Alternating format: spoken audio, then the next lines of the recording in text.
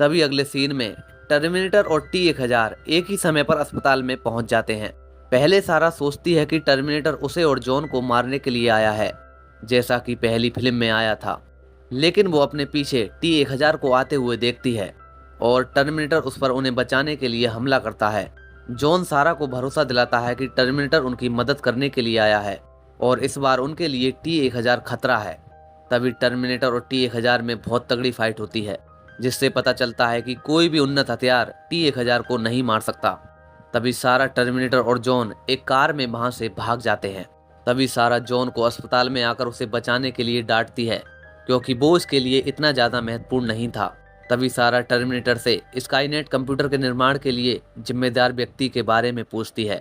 Terminator उसे बताता है कि miles Bennett Dyson Cyberdyne system में एक उच्च पदस्थ कर्मचारी है और वो आने वाले समय में एक माइक्रो प्रोसेसर का आविष्कार करेगा जो पूरे सैन्य कंप्यूटर प्रणाली को क्रांतिकारी बना देगा।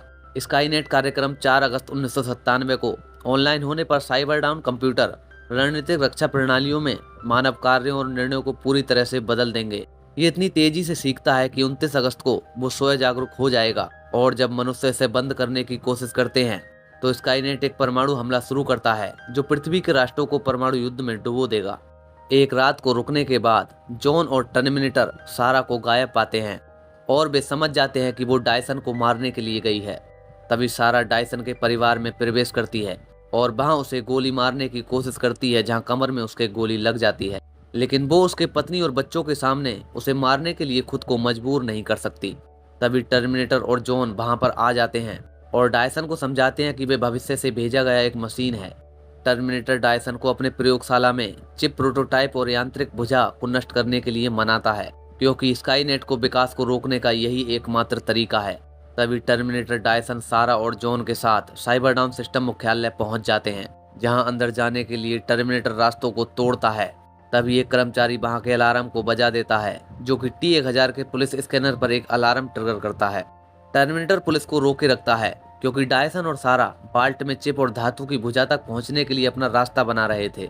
अगले सीन में पुलिस की टीम पूरी इमारत को घेर लेती है और गोलीबारी शुरू कर देती है, जिससे डायसन गंभीर रूप से घायल हो जाते हैं।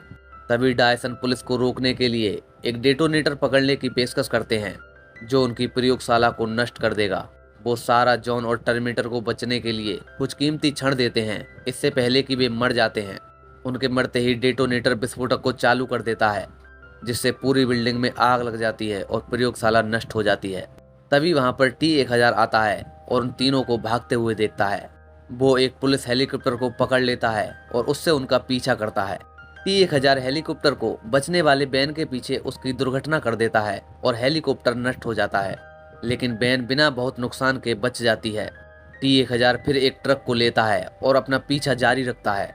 तभी वे तीनों एक स्टील की फैक्ट्री में चले जाते हैं, जहां उस ट्रक का एक्सीडेंट हो जाता है, जिससे लिक्विड नाइट्रोजन का कार्गो निकल जाता है। जैसे ही T-1000 उसके अंदर से निकल कर आता है तो वो उसको जमा देता है। टर्मिनेटर इसका फायदा उठाता है और अपनी शॉटगन से T-1000 को नष्ट कर देता है। लेकिन जैसे ही लिक्विड नाइट्रोजन का प्रभाव समाप्त होता है, टूटे हुए क्रिस्टल दोबारा से पिघल जाते हैं और एक साथ मिल जाते हैं और फिर से T-1000 अपने नकली पुलिस प्रारूप में फिर से प्रकट हो जाता है।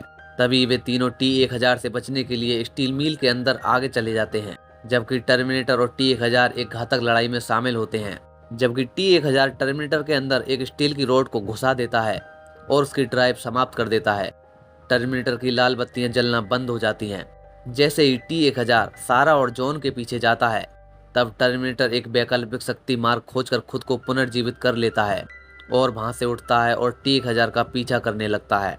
जब T-1000 जॉन और सारा पर हमला करने वाला था, तो टर्मिनेटर पीछे से आता है और अपनी शॉटगन से T-1000 को कई बार गोली मारता है और वहां उसे गर्म तवे पर गिरा देता है, जिसमें पिघला हुआ लोहा होता है, जहां T-1000 घुल जाता है और वहीं पर नष्ट हो जाता है।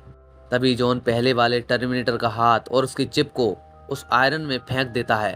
तभी टर्मिनेटर उन दोनों को याद दिलाता है कि अभी भी एक और चिप है जिसे वे नष्ट करना होगा। वो उन दोनों से अपनी खोपड़ी की तरफ इशारा करता है। जॉन समझ जाता है कि टर्मिनेटर को उन्हें छोड़कर जाना होगा। इसके लिए जॉन बहुत दुखी होता है।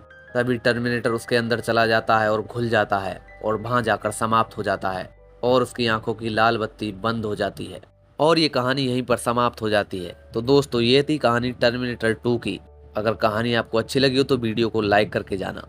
मैं मिलता हूँ आपको एक और नई कहानी के साथ, तब तक के लिए बाय बाय।